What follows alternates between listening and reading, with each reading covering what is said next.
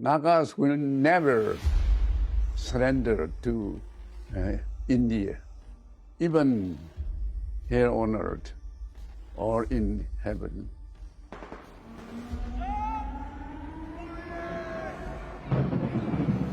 For nearly 8 decades, the Naga political struggle has remained India's longest-running insurgency. It survived India's independence, military campaigns, factional splits, and generations of leaders. Today, the future of that movement rests heavily on one man, Twingling Muiva. At 92, he is the General Secretary of the National Socialist Council of Nagaland, Isaac Muiva faction.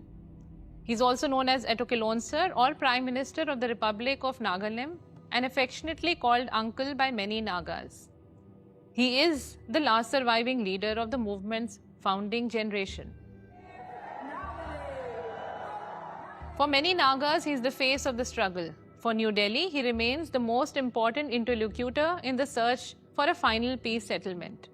But time is running out, and with it comes the question that has haunted the Northeast for decades. Can the Naga issue finally be resolved? Or will it outlive the generation that created it? Born in Somdal village, in Manipur's Ukhrul district in 1934, Muiva has lived through every phase of the Naga movement. Over 6 decades, he survived underground life, exile, armed conflict, and political upheaval. Alongside him stood Isaac Chishi Su. Together, the two men shaped the NSCN-IM and transformed it into a dominant force within Naga politics.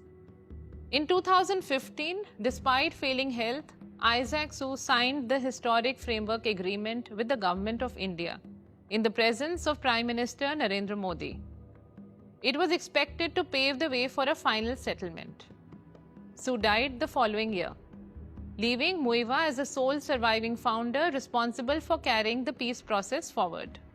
For most of his life, Muiva has remained underground, traveling across jungles of Myanmar and China, holding secret parleys with Indian government officials in different countries, only to return to his village Somdal in October last year in a chopper facilitated by the government of Nagaland, before going back to Hebron, the largest camp of the insurgent outfit in Nagaland. Today, Muiva's failing health has taken him to Dimapur, a 2 hours drive from Camp Hebron, where he is staying with his wife, Pakahau Muiva, following a strict routine of regular walks around the compound. Naga army commandos with sophisticated weapons guard him wherever he goes.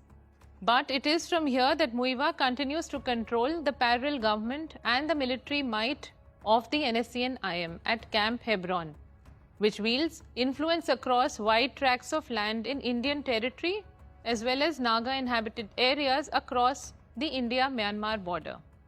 The headquarters at Camp Hebron houses administrative offices of the NSCN-IM's parallel government, its own parliament, headquarters of the Naga army, court and jails. The organization claims to command thousands of cadres, including men and women.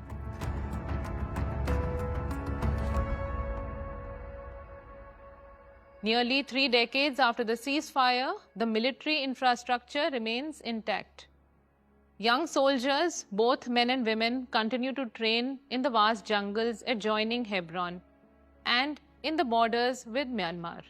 Within the largest insurgent camp, assault rifles, rocket-propelled grenades and military formations remain visible, demonstrating the lethal capabilities of the outfit that has carried out several attacks on Indian security forces over many decades.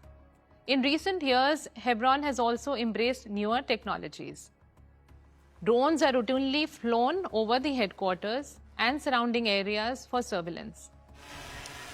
Sources familiar with the camp say anti-drone systems and jamming equipment have also been introduced to prevent unauthorized drones from entering Hebron's airspace. For Indian security agencies, these developments reinforce a simple reality. The ceasefire has reduced violence, but it has not dismantled the organization's military capabilities yet. One reason the Naga issue remains unresolved lies beyond India's borders. According to Indian security officials, the NSCN-IM never fully abandoned its sanctuaries in Myanmar. For decades, the organization built strategic depth across the frontier through training camps, logistical hubs, and military infrastructure. Even today, officials believe influential leaders continue to operate from outside India. Among them is former Naga army chief Phunting Shimrang, believed to be in China's Yunnan province. Officials say he continues to wield considerable influence within the organization. Alongside him is NSCN-IM's National Security Advisor Pamshin Muiwa, based in Myanmar. Another key figure is former Naga army chief Hanshi Ramsan, who leads a military formation known as the Eastern Flank. The group is believed to command around 250 cadres. His profile has grown after Ikato Chishisu, son of Isaac Su, joined hands with the formation. At the same time, another son of Isaac Su, Pashito Chishisu, remained associated with Hebron and worked within the organization's political structures, supporting his father until his death. Together, these leaders represent important centers of influence within the movement.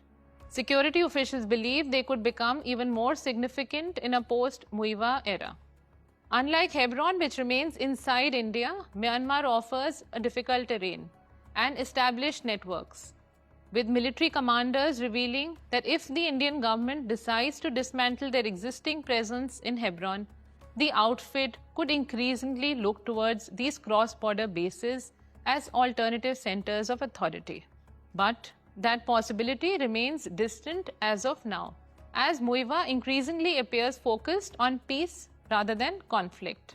Framework agreement of the two entities, that was more or less initiated from our side also. Why? Because why should we go on killing each other? Why do we not try to understand each other? So, framework agreement of the two entities. We must try to understand each other. Yeah, even in the field of such harmful, inhuman treatment. The Framework Agreement of 2015 remains the most significant milestone in the peace process. But more than a decade later, a final settlement remains elusive, with differences over issues such as a separate Naga flag and constitution, continuing to divide the two sides. The Government of India maintains that any solution must remain within the constitutional framework. The result has been a prolonged deadlock. The ethnic conflict in Manipur has further complicated the situation. Violence between Meitei and Kuki-Zo communities has altered political equations across the hills. Although the NSCN-IM has sought to avoid direct involvement, tensions have spread into Naga areas. Muiwa has accused the Indian side of supporting Kuki-Zo groups, a charge that New Delhi rejects.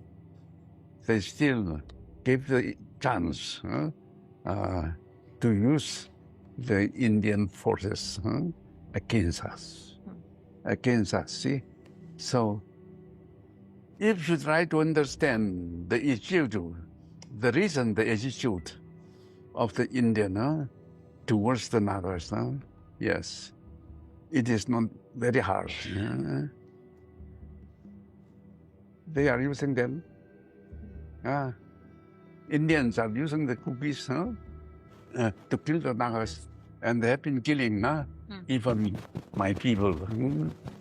It hurt us beyond words. No, we are ready to understand you. We are ready to understand you. But the problem is that the Indians are using you. The Indians are using the cookies to finish us. Many Naga leaders fear the unrest could further delay a final settlement. Meanwhile, an entire generation of Nagas has grown up after the 1997 ceasefire. While they have never witnessed the violence that once dominated the region, they continue to wait for peace. Across Nagaland and Naga-inhabited areas, there is fatigue.